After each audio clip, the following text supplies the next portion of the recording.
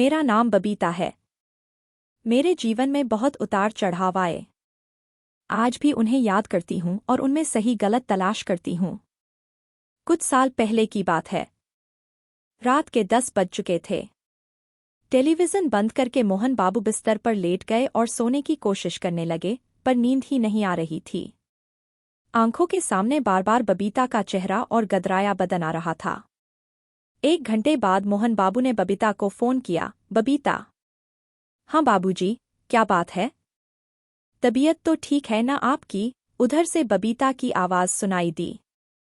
सिर में बहुत तेज दर्द हो रहा है। जरा आकर गोली दे दो और बाम भी लगा दो। अभी आती हूँ। कुछ देर बाद बबीता कमरे में आ गई। सिरदर्द की गोली देते हुए वह बोली, यह दर्द कब हुआ बाबूजी? अभी थोड़ी देर पहले। नींद नहीं आ रही थी। बंटी बेटा सो गया है क्या? हाँ बाबूजी, हम दोनों ही सो गए थे, बबीता ने कहा और मोहन बाबू के माथे पर बाम लगाने लगी। कुछ देर बाद मोहन बाबू ने अपनी बाहें बबीता की कमर में डाल दीं। बाबूजी, यह क्या कर रहे हैं आप? बबीता ने चौंक कर कहा। कुछ नहीं बबीता, बस थोड़ा और मेरे पास आ जाओ।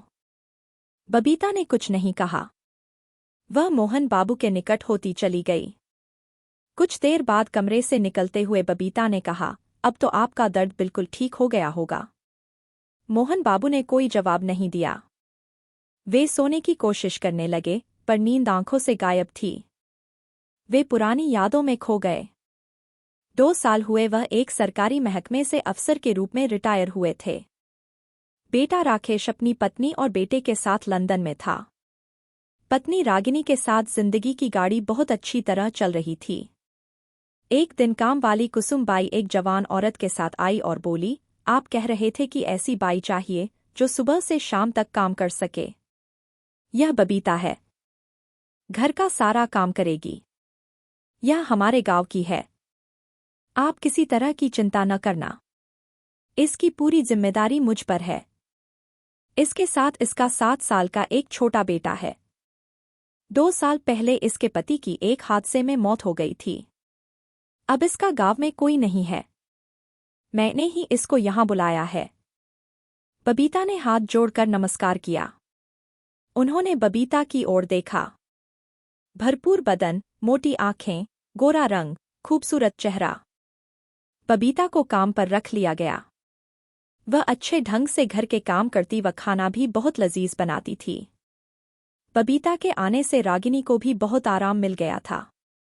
वे बबीता की बहुत तारीफ करती थीं।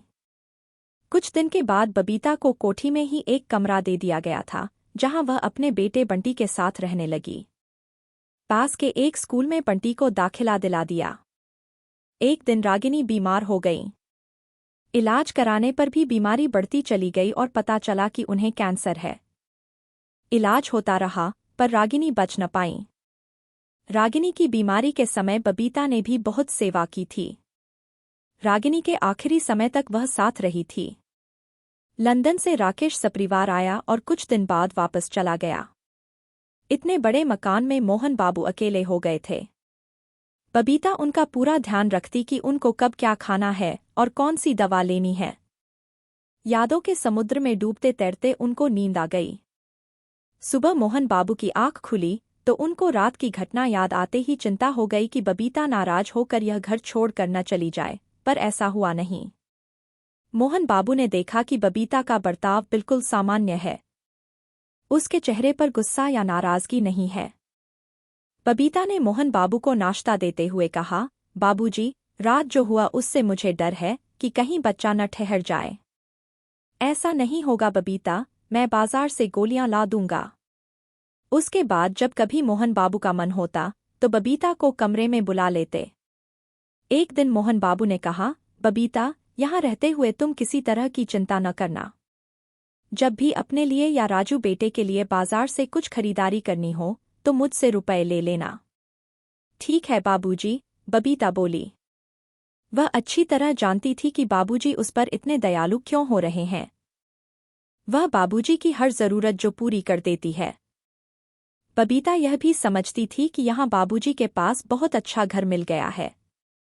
यहाँ हर तरह की सुविधा व आराम है। एक दिन बबीता रसोई में खाना बना रही थी। रेहड़ी पर सब्जी बेचने वाले राघव की आवाज सुनाई पड़ी, आलू लो, प्याज लो, भिंडी लो, लौकी लो। सब्जी वाले की आवाज सुनते ही वह बाहर आ गई। पड़ोस की दो औरतें सब्जी खरीद रही थीं। एक औरत बोली, भई राघव, जैसे तुम साफ सुथरे रहते हो, वैसी ही तुम्हारी सब्जियां भी बढ़िया, ताजा और साफ होती हैं। इनको ज्यादा छांटने की जरूरत नहीं पड़ती। मैडम जी, हमारा तो यही उसूल है कि जब पैसे पूरे लेते हैं तो सामान भी बढ़िया बेचना चाहिए। इसीलिए तो मंडी से बढ़िया साफ सुथरी सब्जी खरीदते हैं। बेईमानी हमें पसंद नहीं है, राघव ने कहा। तभी तो सभी लोग तुम्हारा इंतजार करते हैं, दूसरी औरत ने कहा। बबीता सब्जी छांटने लगी, तभी राघव ने कहा, कैसी हैं आप? और बाबूजी व राजू बेटा? सब ठीक है, बबीता ने कहा। बाबूजी को कौन सी सब्जी पसंद है? उनको भिंडी, तोरई, लौकी और करेला। और आपको? मुझे तो हर सब्जी पसंद है, बबीता ने कहा। बबीता ने सब्जी लेते समय जब भी राघव की ओर देखा तो उसे लगा कि वह कुछ कहना चाहता है। जब वे दोनों औरतें सब्जी लेकर चली गईं, तो राघव ने कहा, मुझे आपसे कुछ कहना है। कहो। क्या आपका मोबाइल नंबर मिलेगा? कुछ जरूरी बात करनी है। कहो ना। मैं यहाँ नहीं बता सकता। बबीता ने अपना मोबाइल नंबर उसे दे दिया। राघव ने चलते चलते पूछा, आपसे कितने बजे बात हो सकेगी? रात 9 बजे के बाद, बबीता बोली और सब्जी लेकर घर में आ गई। रात के 9:30 बजे बबीता के फोन की घंटी बज उठी। उस समय वह अपने कमरे में बंटी के साथ थी। हेलो, बबीता ने कहा। कौन? बबीता ही बोल रही हैं न, उधर से आवाज सुनाई दी। मैं ही बोल रही हूँ। मैं राघव बोल रहा हूँ। आप तो जानती हैं कि हम दोनों बिहार के एक ही जिले के हैं। मैं यहाँ 10 साल से रह रहा हूँ। चंदन कॉलोनी में मेरा छोटा सा मकान है। मेरी 5 साल की बेटी है। मेरी पत्नी की पिछले साल दिमागी बुखार से मौत हो गई थी। बेटी पहली क्लास में पढ़ रही है। सब्जी के काम से ठीक ठाक गुजारा हो रहा है। अच्छी बात है। आपके बारे में मैं कुसुम आंटी से सब मालूम कर चुका हूँ। उन्होंने ही आपको यहाँ काम पर लगाया था। हाँ। कल मेरी छुट्टी रहेगी। मंडी बंद है। क्या आप मुझसे मिलने इंदिरा पार्क आ सकती हैं? क्यों? कुछ जरूरी बात करनी है। देखिए, मेरा घर से निकलना जरा मुश्किल रहता है। आपको जो बात करनी है, फोन पर ही कह दो, बबीता ने कहा। वह जानती थी कि राघव उससे क्या कहना चाहता है। आप मुझे बहुत अच्छी लगती हैं। मैं चाहता हूं कि आप पत्नी के रूप में मेरे घर आ जाएं। आपके बंटी को पापा व मेरी बेटी को भी मां मिल जाएगी। बबीता चुप रही। क्या मेरी बात से नाराज हो गई आप? आप चुप क्यों हैं? कुछ बोलिए न। मैं 1-2 दिन में बता दूंगी। एक बात और मैं बताना चाहता हूं। क्या? शादी के बाद आपको कहीं काम करने की जरूरत नहीं पड़ेगी। बस अपने छोटे से घर परिवार को संभाल लेना। ठीक है, बता दूंगी, बबीता ने कहा और मोबाइल बंद कर दिया। बंटी बेटा सो चुका था। बबीता बिस्तर पर लेट गई। उसकी आंखों के सामने बार बार राघव का चेहरा आ रहा था। अगले दिन बबीता कुसुम चाची से मिली। कुसुम चाची ने कहा, बबीता, मैं राघव को 5 से 6 साल से जानती हूँ। वह बहुत शरीफ आदमी है। शराब नहीं पीता। गुटखा तंबाकू भी नहीं खाता। वह तुझसे अगर शादी करना चाहता है तो मना मत करना। तुम्हारी जिंदगी की नई शुरुआत हो जाएगी और उसका भी घर बस जाएगा।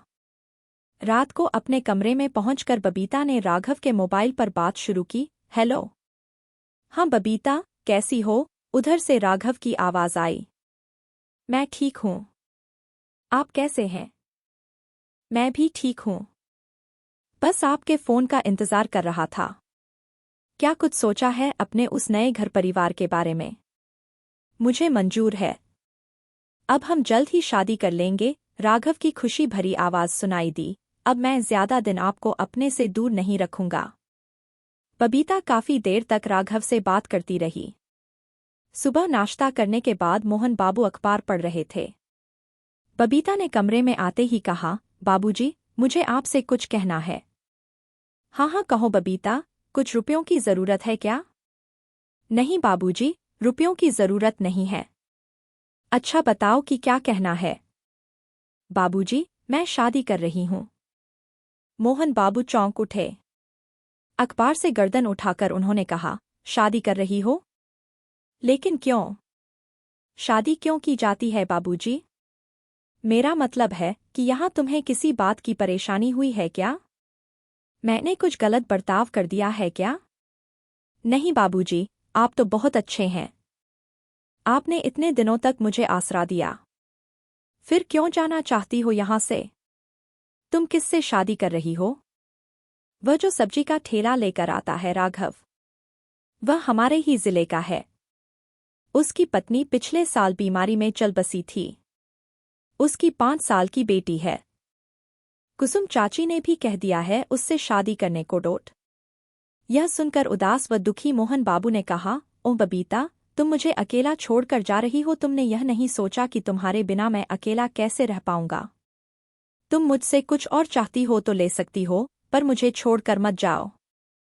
बाबूजी, मैं यहाँ तब तक ही रह सकूंगी जब तक आप हैं। उसके बाद मुझे यहाँ कौन रहने देगा और किस हक से रहूंगी? हमेशा रहने का हक पत्नी को है और मैं यह हक हासिल कर सकूं, ऐसा मैं सपने में भी सोच नहीं सकती, क्योंकि मैं कहाँ और आप कहाँ। जमीन आसमान का फर्क है बाबूजी। मोहन बाबू चुपचाप सुनते रहे। बबीता ने आगे कहा, बाबूजी, मुझे जिंदगी ने एक बार फिर मौका दिया है कि मैं अपना घर बसा सकूं। यहाँ आपके पास रहकर तो मैं एक नौकरानी ही रहूंगी। मैं किसी की पत्नी बनना चाहती हूँ, जहाँ मैं अपने बेटे के साथ निश्चिंत होकर रह सकूं। अब मेरा क्या होगा बबीता? इतने बड़े मकान में मुझे तो रात भर नींद भी नहीं आएगी। बाबूजी, आप अकेले नहीं रहेंगे। कुसुम चाची से कहकर किसी न किसी बाई का इंतजाम हो जाएगा। कोई भी आ जाए बबीता, पर तुम जैसी नहीं मिलेगी, जिसने मेरी हर खुशी का ध्यान रखा। मोहन बाबू ने बबीता की ओर देखकर कहा। बाबूजी, जब तक आपके लिए किसी बाई का इंतजाम नहीं होगा, तब तक मैं आपको अकेला छोड़कर नहीं जाऊंगी। बबीता, तुमने ठीक ही सोचा है और सही रास्ता चुना है। वैसे भी तुम्हारी सेवाओं को मैं कभी भुला नहीं पाऊंगा। और हाँ, अपने नए घर परिवार में जाने के बाद कभी भी मेरी मदद की जरूरत पड़े तो बता देना। मैं तो यही कहूंगा बबीता कि तुम जहां भी रहो खुश रहो। बाबूजी, आप कितने अच्छे हैं, बबीता ने मुस्कराकर मोहन बाबू की ओर देखते हुए कहा।